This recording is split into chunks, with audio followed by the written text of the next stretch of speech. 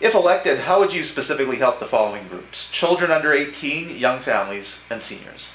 Children, I think the answer is education. We need to get these children educated, and we need to remove a cost on education. Because to say that if you want to be educated, you got to have money, just doesn't make sense. So part of the Green Party's platform is to, free education.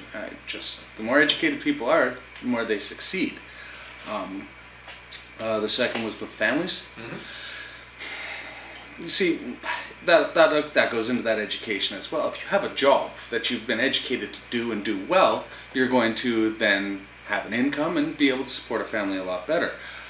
We would like to see social programs helping families that need help with anything. That comes into the guaranteed livable income for families. So that's, I don't know the exact number at this time, but there's a set amount that, hey, you have a family, you live here in Saskatchewan, we're going to help you out. Well, the elderly, well, they need care too. The idea that we're just going to, you've hit a certain age and we're just going to kind of forget about you, doesn't make sense. So are there going to be some private homes for them? Yeah, you can run a business to take care of people, but there needs to be publicly funded homes for these people as well. What can be done to reduce the crime rate in North Battlefords? That is a very good question. I don't have a solid answer to that. I think that we need to get the community more involved for sure. But I think it stems to a deeper problem. We need to get relations repaired. We have really bad relations in town. A lot of angry people, and they're angry on both sides. So I think preventing crime starts there. Getting people together, working together to stop this sort of stuff. What's your opinion of public-private partnerships like the one being used to build the new Saskatchewan hospital? Not a fan of it.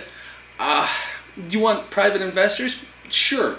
But you shouldn't have a private hospital completely, privatized. It should be publicly funded. It should be open to the public. I'm not a fan of privatization across the board, pretty much. Given the Truth and Reconciliation Commission's findings, does our education system adequately teach students about the residential schools and First Nations issues in general? No, not even close. Granted, when I went to school, this was a long time ago, but it wasn't touched. It wasn't talked about, and residential schools really weren't that long ago. So it's still fresh. It's still there. We need to educate people about it and start the repair that way. Given the importance of the energy sector in this area, what would you do to improve conditions for development of natural resources? I think we need to look at more renewable resources as a way to improve the energy. We have this giant ball of energy that's up in the sky. How come we don't have more houses with solar panels on them? It's a really simple solution. You get some solar panels. We have the capabilities of batteries to store this energy, and it comes around every day. So I think working with more renewable energies as opposed to burning or carbon and all that stuff. We have a river just down from us. Why can't we harness some energy from that? And wind. It's windy here in the Battlefords. We could absorb energy from that as well. Where do you stand on how we provide temporary shelter for the homeless, i.e. the Lighthouse? I think it's a great idea. Once again, that's something that's a social program that should be funded publicly. And yeah, it needs more attention. It needs more fundraising to it. It just needs more help than what we're giving it right now. It's a great program, and I think it has improved the people that we've seen on the street here in the Battlefords. We do have people that are homeless, and they need that. And if we lose that, well, where do they got to go now? What do you see as the pros and cons of privatizing liquor stores such as the one in Battleford, and should the North Battleford store be privatized as well? Pros and cons of that? Well, pros, obviously you're going to have someone that's going to make some profit, and he could be, or she could be, a partner to some of these publicly funded things. But I think if we keep them public, we get more funding through that. You get people with jobs then, that's a set standard. You can't just hire someone and be like, you're going to work at minimum wage and you're going to stay there for a long time.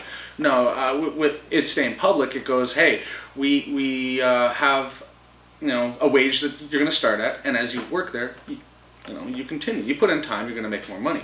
But public, like I said, the privatization of things just don't seem like a safe route to go in my mind. Now, are there places for it? Yes. But what was a public income, turning that private is actually now then taking money from the public. So I think it's just a bad idea in general. Is enough being done to recognize issues with mental health, and what more can be done? No, I don't think there's enough being done. It's still stigmatized. You know, you hear, well, that person has a mental health problem. Ah, sure they do. They're just, you know, they're coming up with whatever they need to. I think mental health is a big issue, and social programs are something that are going to help with that. I know that the Green Party is running on social programs to get people help with those aspects. Yeah. I'm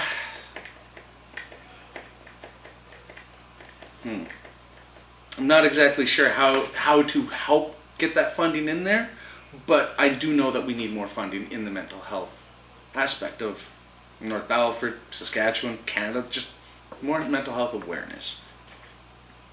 Premier Bradwell has come out against a federal tax on carbon emissions and saying it would be too costly to the Saskatchewan economy. If not a carbon tax, what could the province do to combat emissions, especially from emitters like Sask Power and Sask Energy? I don't have an answer for that one. Personally, I think the idea of taxing a company for what they're putting into the air is perfectly acceptable. Yeah, we have a small number here in Saskatchewan. We've only got, you know, 1 million people. We're not polluting that much compared to larger populace, but we're still polluting. And to think that that isn't adding to the problem or creating more problems, you know, you're turning a blind eye. Companies that do pollute and put things into the air, there should be a penalty or something on that, a tax or what. I don't know finances that well, so I mean, I'm just kind of throwing it out there that, yeah, they should be responsible for what they put in the air. Okay, this is the last question. At what point would a disagreement with your party result in your resignation? Like, is something in their platform I didn't agree with? Like, is anything?